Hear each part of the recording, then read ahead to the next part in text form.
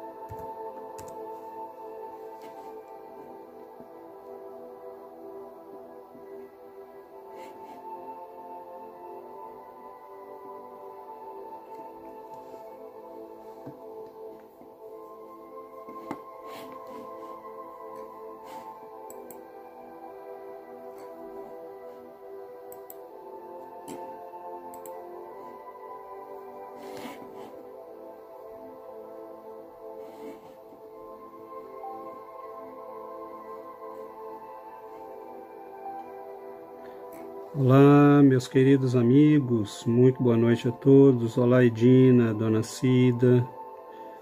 Vemos os nossos amigos que estão chegando. Muito boa noite, é uma alegria termos a presença de todos vocês aqui conosco hoje. Nós estaremos iniciando em alguns segundos.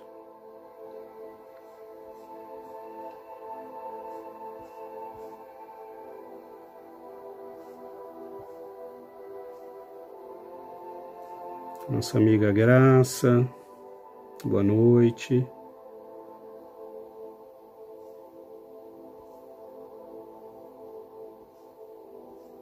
A Vilma, um abraço, Vilma, prazer vê-la.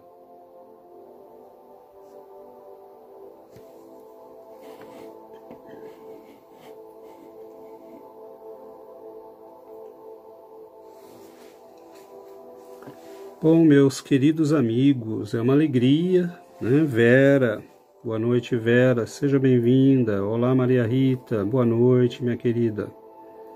Boa noite a todos, queridos amigos, queridas amigas, é uma alegria tê-los todos aqui hoje.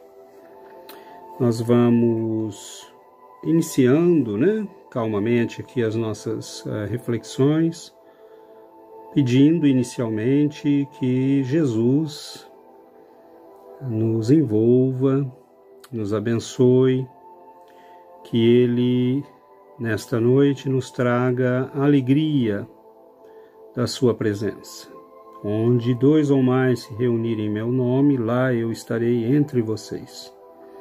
Então, bem-vindo ao Senhor, bem-vindo a este nosso mestre querido, de amor, de compaixão, de misericórdia, que nós mais do que nunca, né, necessitamos, que nestes momentos Ele possa estar conosco. Então, nós vamos iniciar, né, damos o nosso boa noite a todos, os nossos amigos que estão chegando, e nós, Ana Célia, né, vemos aí vários amigos que estão nos dando boa noite, a Wanda, boa noite, Wanda. Nós fizemos, né, a semana passada uma reflexão sobre o reino dos céus a partir de uma passagem do Evangelho de São Tomé, que é um evangelho que não faz parte, né, dos evangelhos oficiais ortodoxos, né, se podemos dizer assim, dos sinóticos. E este evangelho, ele foi descoberto em 1945, né, ali nas proximidades de uma pequena cidade do Egito, em Nag Hammadi. E esse evangelho é muito interessante, porque são sentenças que foram coletadas pelo, provavelmente, apóstolo Tomé, tudo indica tenha sido ele. E não é um evangelho como os outros, né? Ele não faz narrativas sobre a vida de Jesus, mas ele seleciona frases. E nós comentamos a semana passada uma destas sentenças, e hoje nós reservamos para fazer alguns comentários sobre uma outra, né, destas sentenças, a de número 98. E nós achamos muito interessante porque Jesus, como sempre, os exemplos que ele usa e a forma como ele apresenta as coisas é muito interessante, né? Diz o texto de Tomé, Jesus disse: o reino do Pai, o reino de Deus, se assemelha a um homem que queria matar um homem poderoso. Então vejam bem o exemplo. Aqui Jesus vai comparar o reino dos céus. O reino do Pai se assemelha a um homem que queria matar um homem poderoso. Enquanto estava em sua casa, ele puxou a espada, ele desembainhou a espada e a cravou na parede, para testar, para saber se a sua mão estaria forte o suficiente. Então, ele foi e matou o homem poderoso. Então vejam que é um exemplo forte, não? É um exemplo forte. E nós olhamos para isso e dizemos, meu Deus, será que Jesus disse uma coisa como essa, né? E na verdade, sim, né? Se nós começarmos a olhar com os elementos, com os instrumentos que nós temos, né? Que a doutrina nos oferece. Então, como assim o reino dos céus é semelhante a um homem que queria matar um homem poderoso? Ele desembainhou sua espada, ele sacou a sua espada, enfiou na parede para testar se a sua mão estava realmente firme, se ele seria capaz, né? Se ele teria força para fazer aquilo, e aí ele foi e matou o homem. Nós poderíamos começar refletindo sobre quando é que nós temos, né, necessidade de matar algo. Quando esse algo começa ou é alguma coisa que nos faz muito mal.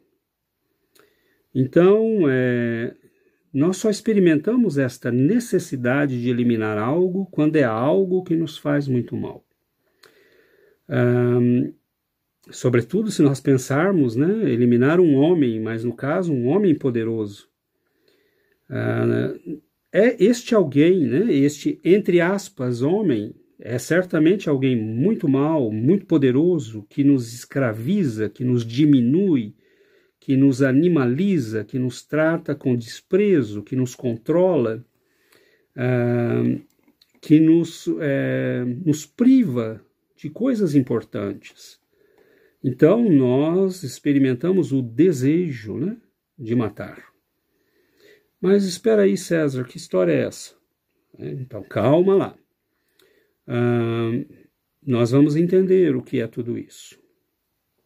Esse homem poderoso, na verdade, Jesus está fazendo referência ao nosso ego. Jesus está fazendo referência a esse nosso eu, que foi construído, mas que é, na verdade, o produto de muitos equívocos, de muitas experiências na matéria. Esse homem poderoso é o nosso ego. E é da palavra ego que nós tiramos a palavra egoísmo, né? A doença do ego, a doença do eu. E, neste caso, o ego para nós, ele tem sido aquele que nos controla. Ele é o piloto da nossa vida. É o nosso ego. Mas como assim? Eu não entendi direito. Então, poderia ser outro piloto? Sim, poderia ser outro piloto. Nós temos uma alma, nós construímos uma personalidade, nós somos um ser inteligente, mas vivendo na matéria, nós vivemos como se fôssemos um corpo. E quando nós vivemos como se nós fôssemos um corpo, nós construímos essa coisa que é o nosso ego. É a forma de nos relacionarmos com as pessoas e com o mundo. Isso passa pela valorização das aparências. Então é importante que eu pareça, não que eu seja. É importante que eu tenha coisas, não que eu seja alguém. É importante que eu defenda o meu espaço, que eu defenda o meu território, que eu defenda as minhas coisas, que eu defenda a minha família. Lógico que nós sabemos que, em certas circunstâncias, é perfeitamente normal defender a própria família. Mas quando eu faço isso, sabendo mesmo que a minha família está errada, e faço isso em detrimento dos outros, bom, aí é o nosso ego falando. É esse lado nosso que vive como se fosse um corpo material, né? Só que essa estrutura da nossa personalidade que foi construída ao longo dos séculos, porque nós não temos só essa vida, nós não vivemos só essa vida voltada para a matéria, nós vivemos muitas. Então, o ego é esse piloto das nossas paixões, ele é a nossa identidade, mas como se fosse uma casca, né? Como se fosse uma casca só externa. Mas ele tem um poder muito grande, porque ele vai controlando a nossa vida. Faz milênios que nós temos alimentado o nosso ego, faz milênios que nós temos dado a ele força, que nós estamos alimentando ele, deixando ele crescer, deixando ele ficar poderoso, deixar ele no controle da nossa vida. Nós o deixamos, né, no controle da nossa vida. Deixá-lo no controle da nossa vida significa abrir mão do nosso lado espiritual. Porque o ego ele se baseia completamente numa percepção material da vida, numa percepção corporal da vida. É importante ter poder, é importante ter coisas, é importante controlar. Todos esses verbos fazem parte, né, da estrutura do ego. E esse ego, ele é poderoso, né? Ele começa a se manifestar na nossa vida de uma série de maneiras. E isso nem sempre é fácil para nós, principalmente quando nós começamos aos poucos a conhecer as verdades espirituais. Então, aos poucos nós vamos descobrindo, né, a reencarnação, a imortalidade, a caridade, o amor. E aí nós começamos a ficar realmente bravos com esse ego, porque ele nos priva de genuínos prazeres. Ele quer que nós vivamos os prazeres imediatos, temporários, que nos levam a parecer. E ele nos priva de prazeres genuínos, os prazeres da amizade, do amor fraterno, da caridade. Porque uma vez que nós começamos a experimentar estes prazeres, o prazer da oração, o prazer da humildade, o prazer de estar em comunhão com Deus. Então o ego vai nos privando disso, ele vai nos roubando isso. Ele nos roubou, na verdade, tudo isso. E nós sabemos que fomos roubados. Quando nós começamos a entender quanto o nosso egoísmo, né, e o seu filho primogênito, o orgulho, ou esses dois irmãos gêmeos, na verdade, né, que são o orgulho e o egoísmo, o quanto eles corroem a nossa vida, o quanto eles tiram de nós o que é bom, o que é belo, o que é genuíno, o que é puro.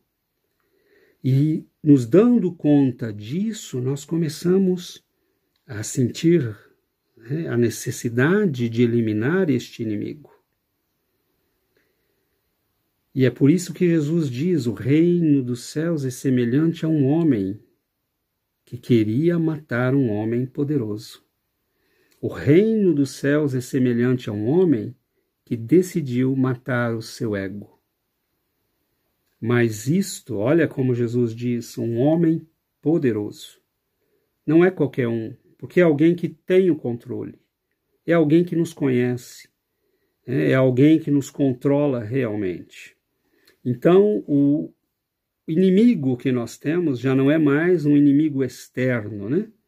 E o fato de nós querermos matar este inimigo, né? Jesus comparar o reino dos céus a uma ação como essa, querer matar algo, né?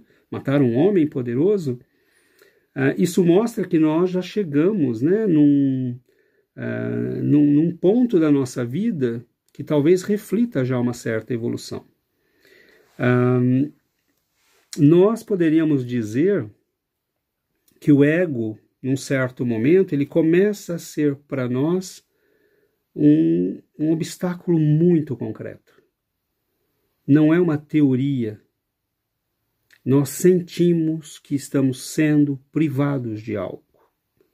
Nós sentimos, por exemplo, no dia que nós participamos de uma oração, ou de uma palestra, ou de uma atividade espiritual qualquer. Um trabalho de caridade. E naquele dia nós sentimos algo muito bom, muito profundo, como se nossa alma fosse envolvida por energias doces, puras, ternas. Naquele dia nós pensamos, poxa vida, poderia ser sempre assim a minha vida. E ela poderia ser sempre assim. Mas assim que alguém pisa no nosso calo, o ego traz o animal para fora. O homem poderoso que criou, todas as armas de defesa para não se deixar tocar e machucar. Ele imediatamente aciona os pitbulls que nós temos na alma, a agressividade, a palavra ferina, o olhar enraivecido, a atitude raivosa, a cólera, muitas vezes, como nos diz o Evangelho segundo o Espiritismo, que nos faz parecer ridículos. Então, o egoísmo é essa estrutura nossa que nos faz ter a ilusão de que nós somos importantes, de que nós estamos no controle das coisas. E nós vamos percebendo que ele nos faz sofrer. Principalmente quando nós começamos a perder a brutalidade e nós começamos a cultivar certas coisas que nos dão esta noção da beleza, da bondade, do amor, das coisas boas, das coisas divinas. Nós começamos a sentir aquela coisa agradável e nós falamos, poxa vida, por que eu me privo disso? Por que isso não faz parte da minha vida 24 horas por dia? Nós, às vezes, vemos as presenças de alguns mentores nas reuniões, ou quando nós chegamos perto de pessoas iluminadas, como o Chico Xavier, os grandes santos, as pessoas se sentiam comovidas, porque esses homens e mulheres arrastam consigo uma atmosfera espiritual, uma atmosfera de amor, de bondade. Então, estas pessoas, elas estão dizendo, olha o que você está perdendo, por causa deste homem poderoso que habita a tua alma e controla a tua alma. O nosso ego, o nosso egoísmo. Então, o reino dos céus, sim, diz Jesus, ele é semelhante a um homem que queria matar um homem poderoso. Mas não é um homem externo, É nós, o nosso eu, o nosso ego. É ele que nós queremos eliminar. Porque nós sabemos que ele é o grande obstáculo entre nós e esta vida plena e abundante que o Senhor nos prometeu. Eu vim para que tenhais vida, e vida em abundância. Jesus quer nos dizer que a vida que nos é dada quando nós vivemos em função do nosso ego é uma vida miserável. Mesmo que você seja o homem mais rico do mundo, mesmo que você seja o mais poderoso do mundo, é uma vida miserável, porque é uma vida que se priva das coisas celestiais. É uma vida que vive em função de um corpo que vai acabar no pó, como todos os outros corpos, e que terá que enfrentar a realidade suprema da vida. Mas é uma vida que se priva durante décadas das coisas do espírito, das coisas celestiais. Então nós, num certo momento da nossa evolução, experimentamos a necessidade de enfrentar este homem poderoso, porque ele nos escraviza, porque ele nos torna medíocres, porque ele nos limita, porque ele não nos deixa escapar das garras do seu poder. Nós estamos sempre tentando defender com unhas e dentes essa miséria, né, do nosso ego, porque é uma miséria.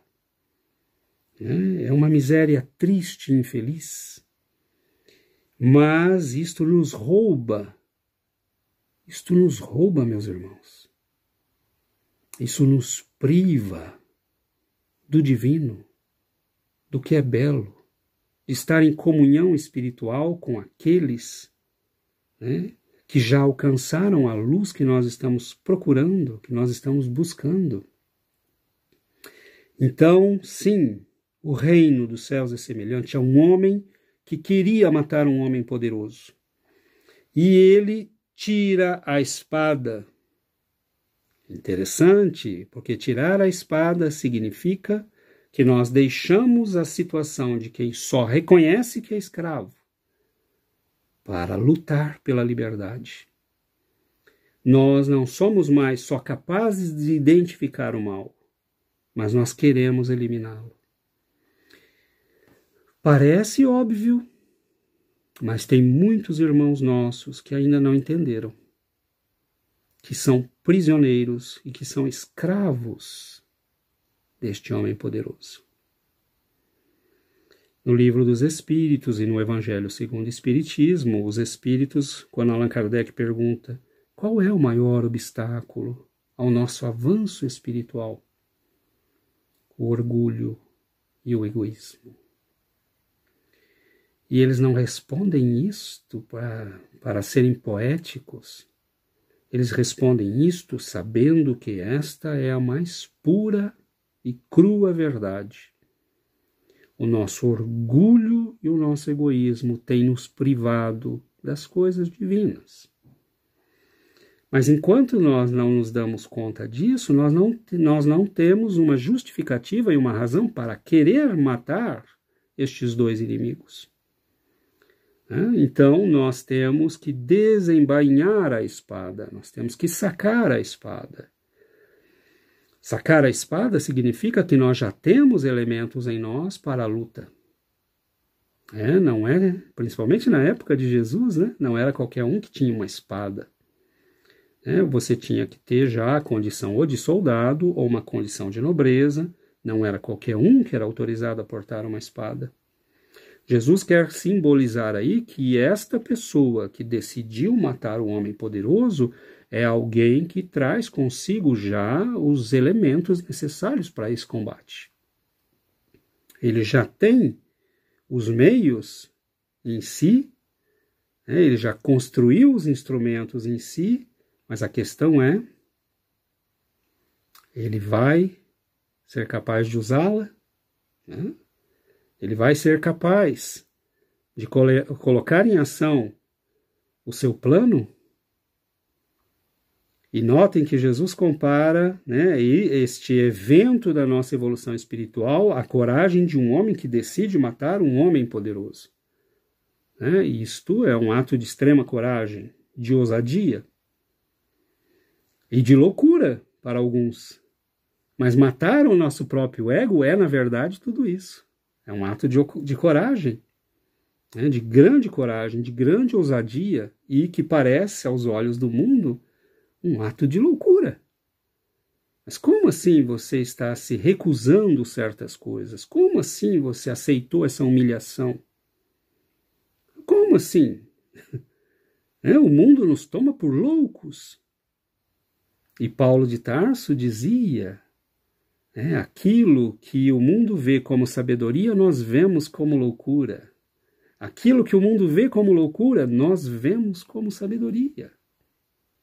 É a inversão de valores. É a inversão do homem que passa do olhar material, ele não olha mais no espelho e vê um corpo, ele olha no espelho e vê uma alma. E é esta mudança de foco que leva este homem a decisão fundamental da sua evolução espiritual. Eu quero eliminar este inimigo, porque ele me priva de tudo o que é bom. Ele me priva de tudo o que é divino. Ele me priva de ter este prazer celestial. Nós recebemos os mentores nas reuniões mediúnicas e nós nos perguntamos, meu Deus, como seria bom ter esse clima conosco 24 horas por dia. Mas é lógico que é possível. É lógico que é possível. Ou ter um clima de um Chico Xavier, de um São Francisco de Assis, mas para isso você tem que matar o inimigo. Porque senão ele não vai permitir. Ele é um inimigo que vem construindo defesas há muito tempo. Então, quando o homem crava a espada na parede, a parede é o símbolo, né? Ele precisava de algo que representasse a defesa do ego. E o nosso ego é assim, ele é cheio de camadas. Ele foi construindo ao longo dos milênios essas paredes, estas defesas para se proteger. Ele quer ficar no controle. O ego é um senhor poderoso, que quer controlar tudo, que quer sempre levar vantagem, que quer estar sempre na dianteira, que não quer nunca ser ferido, que não aceita ser contrariado.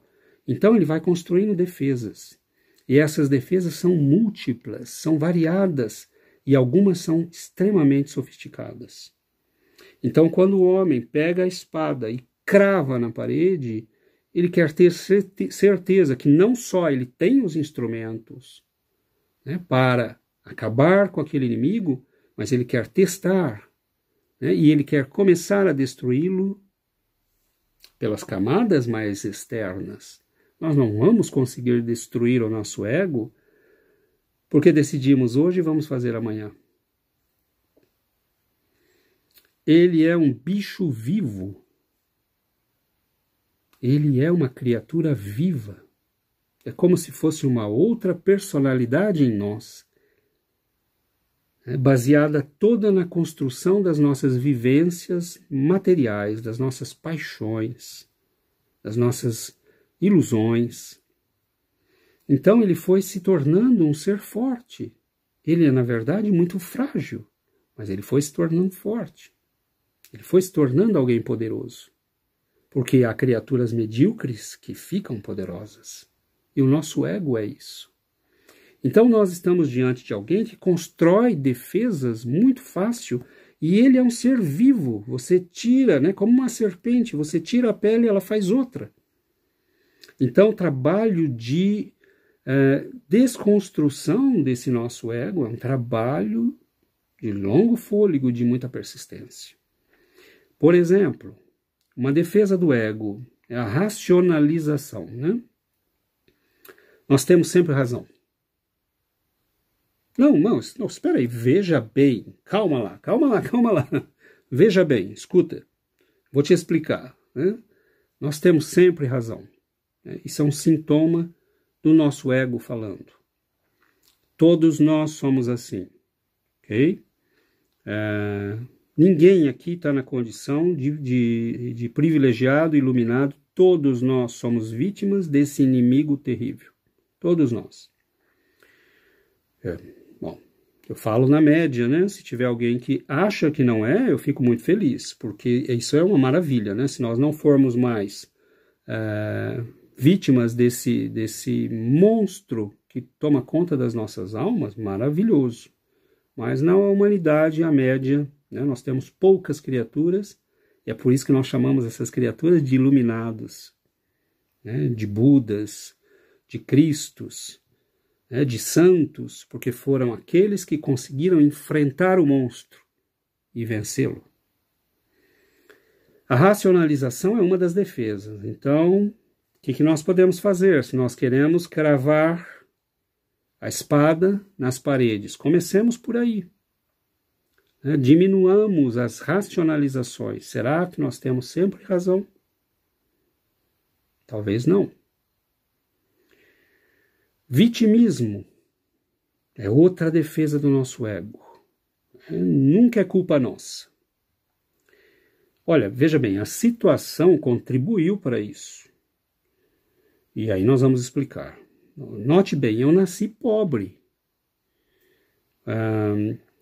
O outro vai dizer, eu sempre fui rico, então, bom, agora eu não sou mais, então eu estou fazendo isso porque eu sempre fui rico.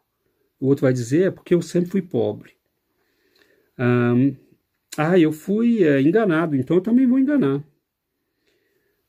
Todo mundo faz, por que eu não posso fazer? Então nós criamos o vitimismo, né? Nós somos vítimas de uma situação, nós somos vítimas, sempre é algo externo, algo que não nos pertence. E nós vamos vendo que isto é balela, né? Isto são armadilhas do nosso ego, para tentar tirar, aliviar o peso, né, de si mesmo, para dizer, não, eu estou muito bem, está tudo certinho aqui, eu não fiz nada de errado. Mas nós sabemos, porque diz o Livro dos Espíritos, quando Allan Kardec pergunta onde está escrita a lei de Deus, e todos nós sabemos a resposta, na nossa consciência. Ela está na nossa consciência, então a luzinha acende quando nós estamos agindo contra as leis divinas. E Deus fez isso não porque Ele queria ser um pai chato, que ficasse, né, atormentando a gente. Ele fez isso para dizer, filho, eu vou sempre te dar um sinalzinho para que você não se perca de mim. Mas a gente é teimoso, né? Cabeça dura, começa a viver e começa a achar que é um corpo, e aí a gente vai se afastando e vai deixando a luzinha brilhar, mas sem dar muita bola para ela. Tem coisas mais sérias, né? Como os psicólogos falam, a dissonância cognitiva. A dissonância cognitiva é esse sofrimento que nós sentimos quando existe uma diferença entre o que nós cremos, os nossos valores, o que nós somos, o que nós aprendemos como certo e o que nós fazemos. Há um sofrimento interno na pessoa.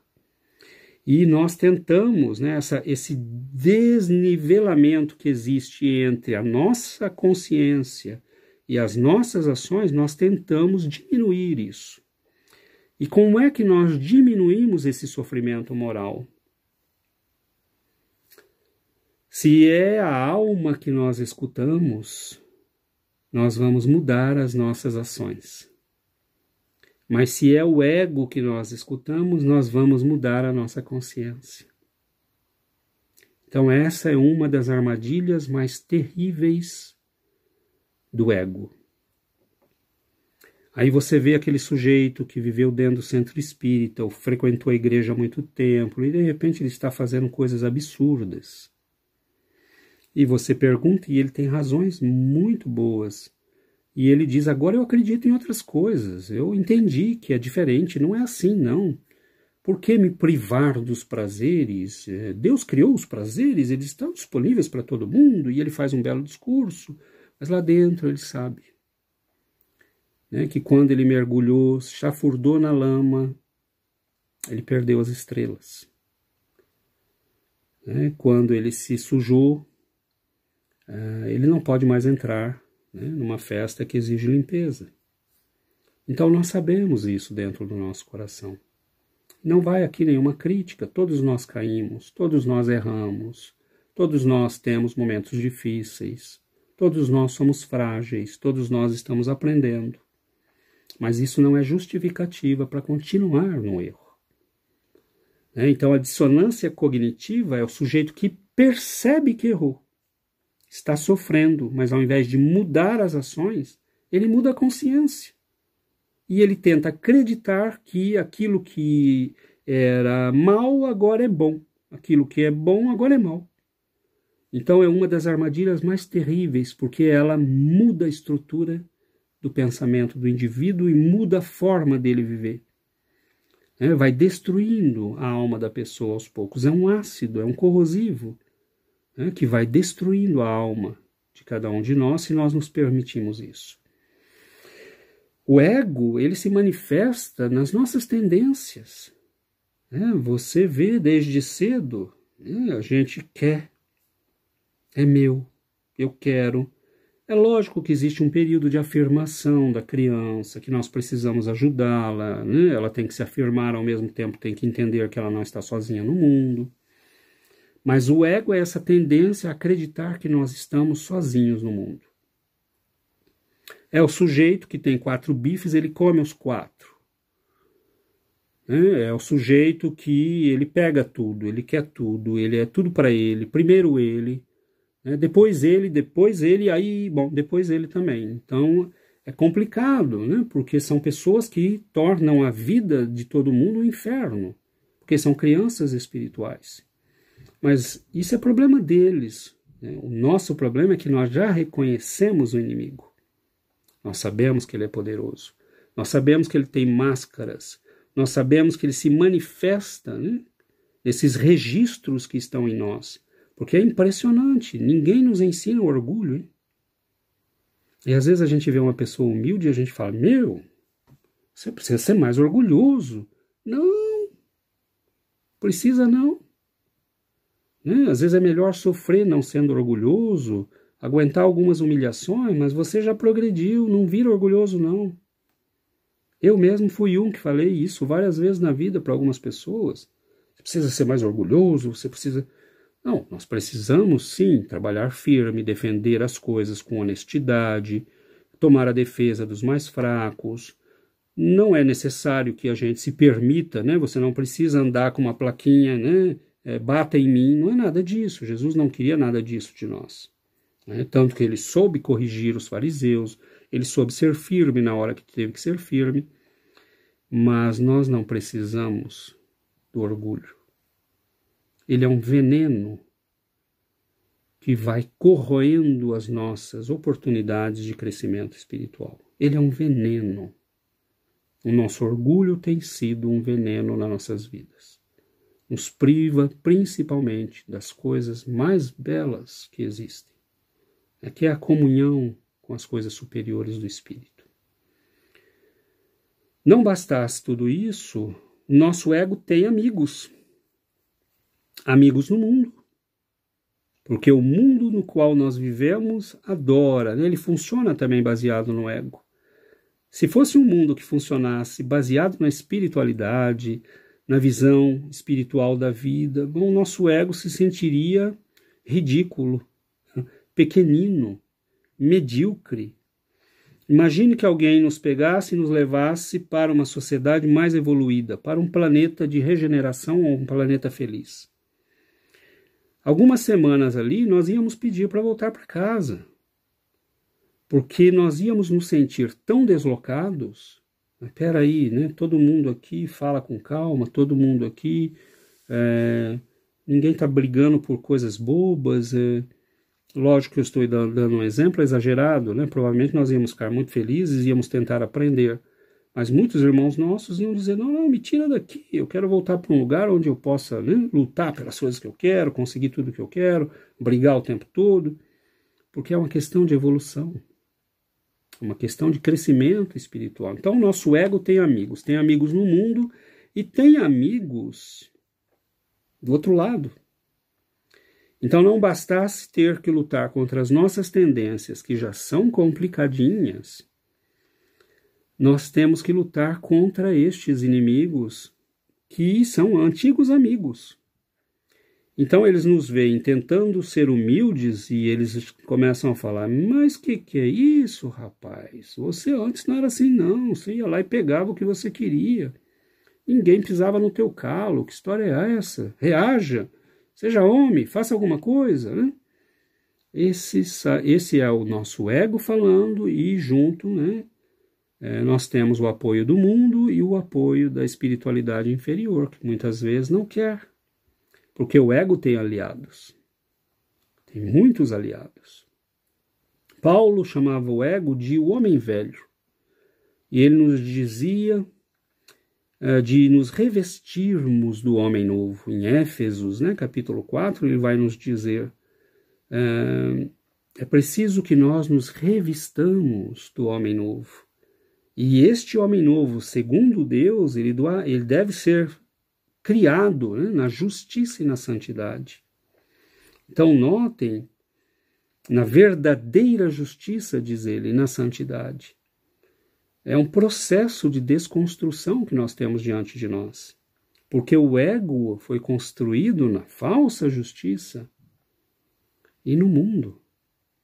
Não foi construído sobre as coisas santas. Ele foi construído sobre a ideia de que nós somos um corpo. E nós construímos isso durante milênios.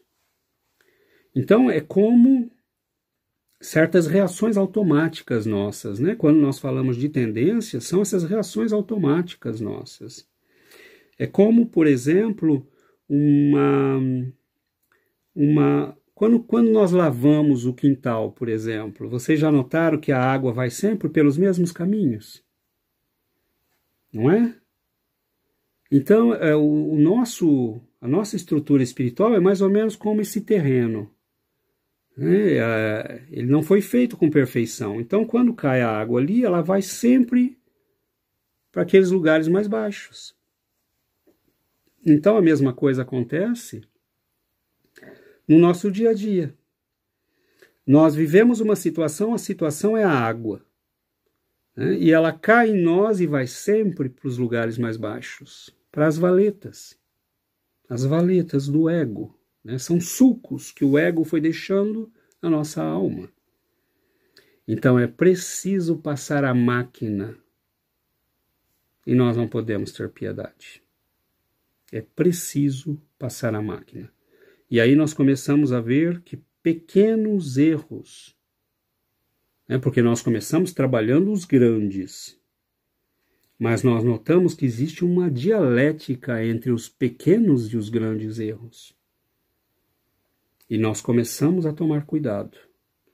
Porque um pensamento, e daí a pouco nós podemos estar fazendo besteira. Um nervosinho, e daí a pouco nós podemos estar fazendo uma grande confusão.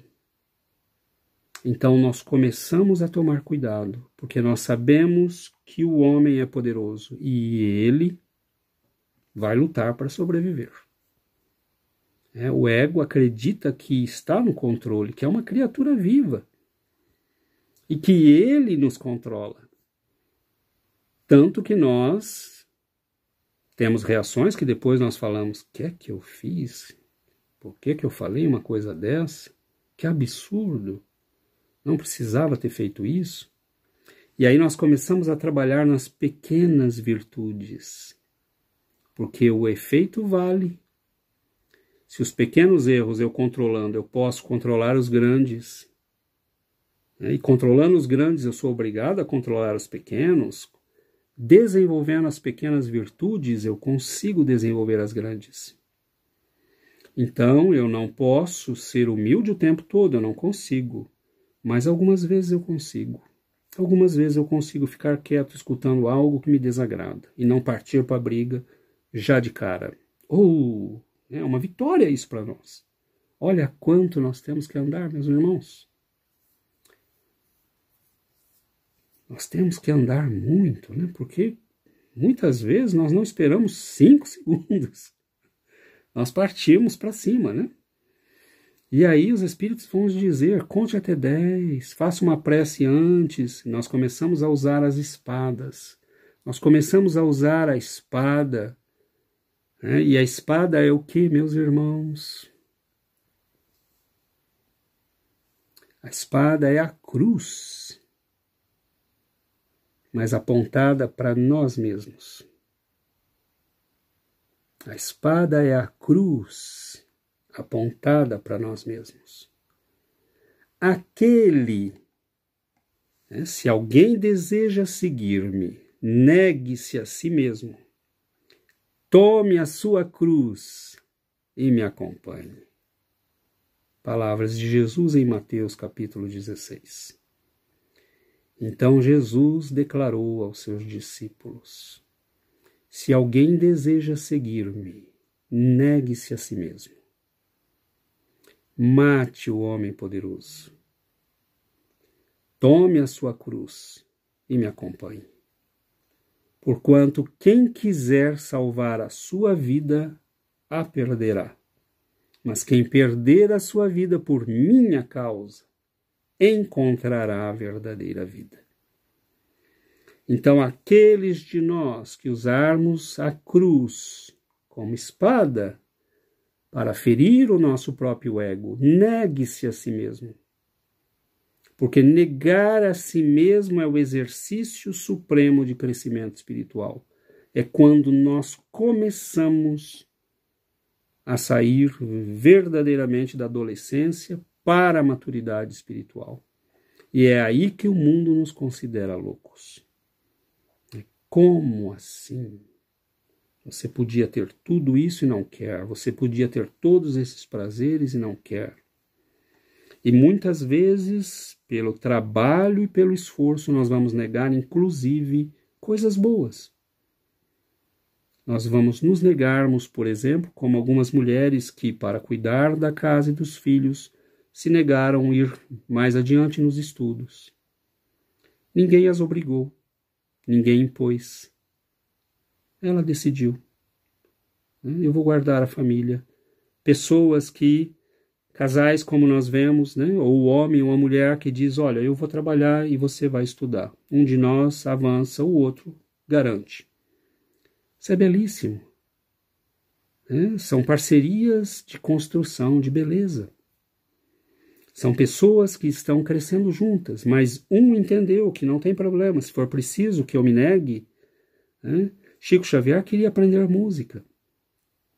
E Emmanuel disse para ele, olha, ou você psicografa ou aprende música, porque não dá, nas duas coisas nessa encarnação não vai dar não. E ele disse, eu psicografo. Então ele abnegou. Ele negou-se. Ele se negou aquilo. Ele queria ser um literato. E ele se negou. Ele falou, não, eu vou servir à mediunidade. Então nós vemos, no Livro dos Espíritos, pergunta 912, qual o meio mais eficiente de combater-se o predomínio da natureza corpórea? Qual é o predomínio da natureza corpórea? É o homem poderoso. Qual é o meio mais eficaz de combater o homem poderoso? De cravar a espada nele? O que eu posso fazer, diz Allan Kardec aos espíritos? Praticar a abnegação. E se nós vamos no dicionário, nós vamos ver que a abnegação tem como sinônimos renúncia à própria vontade, sacrifício voluntário dos próprios desejos, da própria vontade ou das tendências humanas naturais, em nome de um imperativo ético. Notem bem, sacrifício voluntário dos próprios desejos. Quantos de nós estamos prontos para fazer isso? Sacrificar, às vezes, algumas horas, alguns momentos para servir a um trabalho, para fazer o bem, para contribuir num projeto, para ajudar os semelhantes, para estudar, para crescer. Mas nós vemos que o trabalho para valer é este trabalho de cravar a espada no nosso ego. E como é que nós fazemos isso? Dizem os espíritos, praticar a abnegação. Negar a nós mesmos. E nós fazemos isso em função do quê? Nós fazemos isso em função do nosso dever. Nós queremos estar alinhados com as forças divinas. Nós queremos deixar a situação de escravos a que nos submete este Senhor poderoso, o nosso orgulho e o nosso egoísmo, para nos libertarmos. E aí a estratégia é muito inteligente, porque Jesus diz, querendo ser livres, vocês se escravizam. Querendo ter a vida, vocês encontram a morte. Mas se auto-aprisionando, vocês se libertam. Matando a si mesmos, vocês encontram a vida. Esse é o mestre. Esse é o nosso mestre. E esse é o mestre Kardec, explicando tudo isso. A doutrina espírita. Aquele que quiser salvar a sua vida, perdê-la. Porque ele está preocupado em salvar o ego, esta vida, este momento, este corpo, este status quo, esta posição, este título. Mas aquele que perder a sua vida, não por qualquer coisa, por minha causa, pelo Cristo que está em nós, este encontrará a verdadeira vida. É isto que nós procuramos, meus irmãos. Nós já estamos acordados. Nós já queremos a verdadeira vida. Ela nos é tirada. Nós somos privados dela por nós mesmos, pelo nosso orgulho e pelo nosso egoísmo. Então, se auto-aprisionar, ou seja, se entregar ao cumprimento dos deveres, privar-se da própria vontade e dos próprios desejos, não para fazer uma mortificação inútil, mas para servir às leis divinas. Deus nos serve a todos o tempo todo. Tudo que nós temos é mantido pelo sopro divino e nós sequer percebemos a sua existência.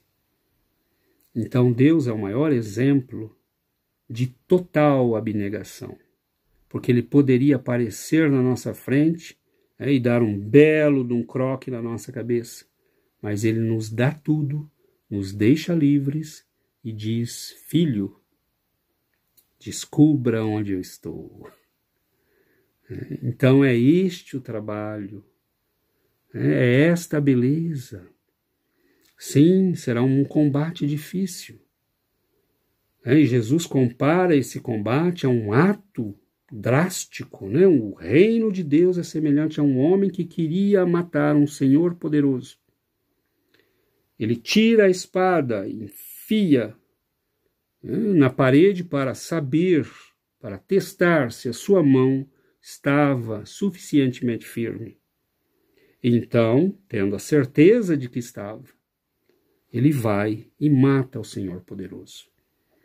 Então nós faremos muitos testes na parede, mas cada teste quebra um pedaço dela. Nós estamos quebrando o ego, até que nós possamos atravessar as barreiras mais externas e chegar.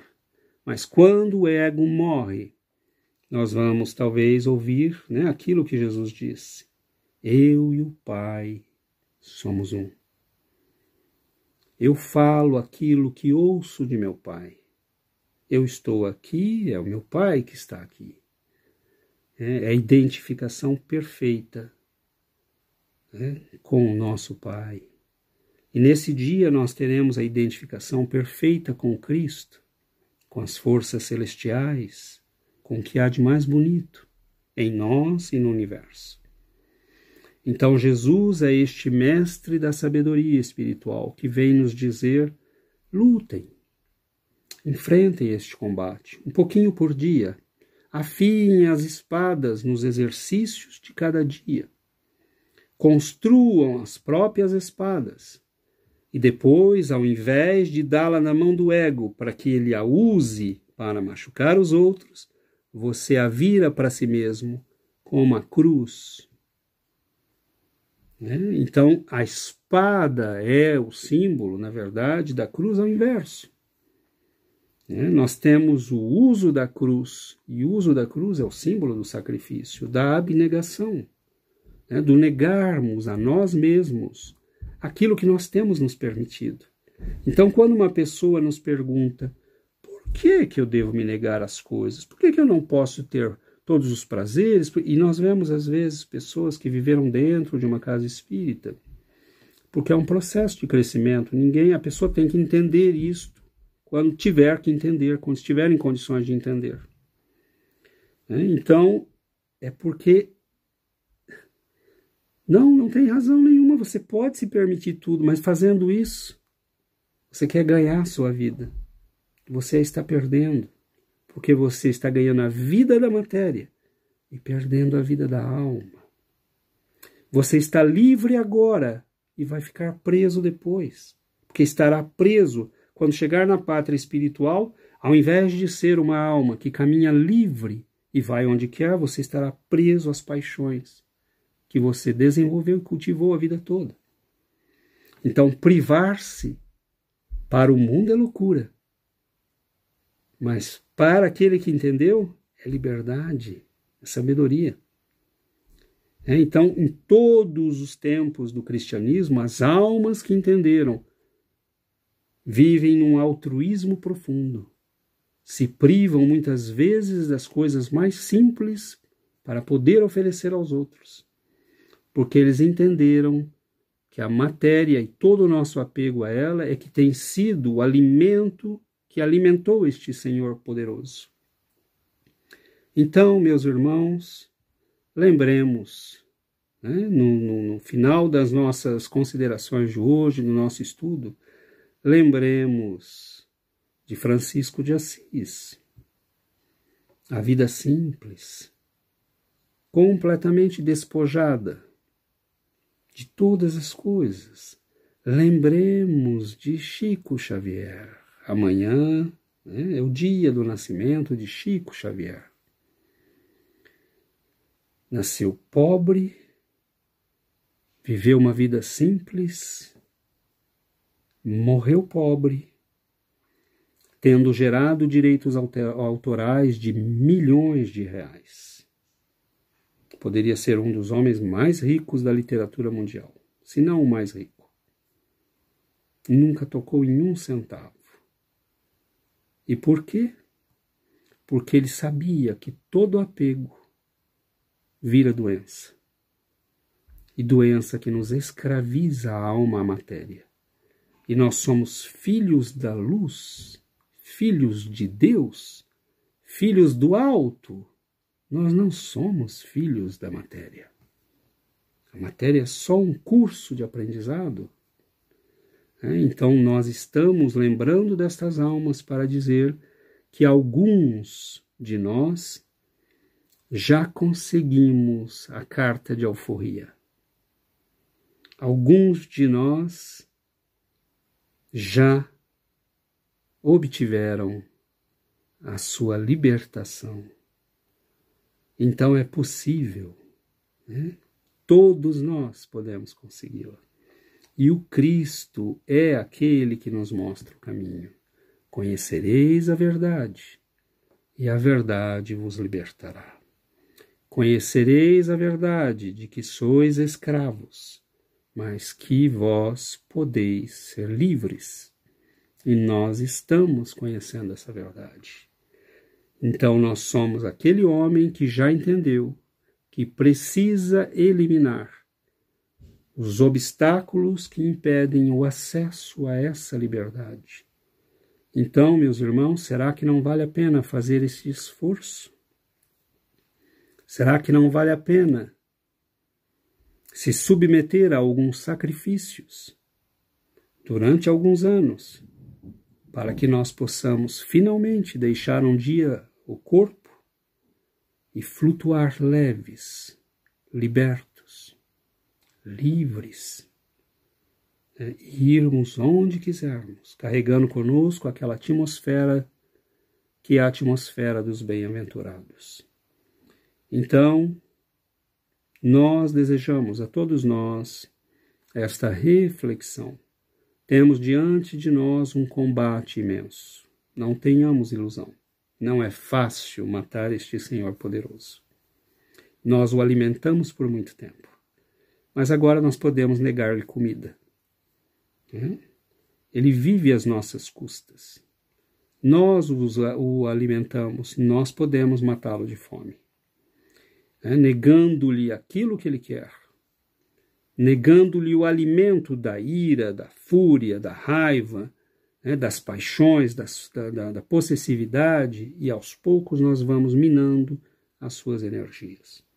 Que Jesus nos ampare neste combate, que Ele guie nossos passos, que Ele nos ampare nesta luta, porque é um combate que nós teremos que fazer, e é melhor começar agora.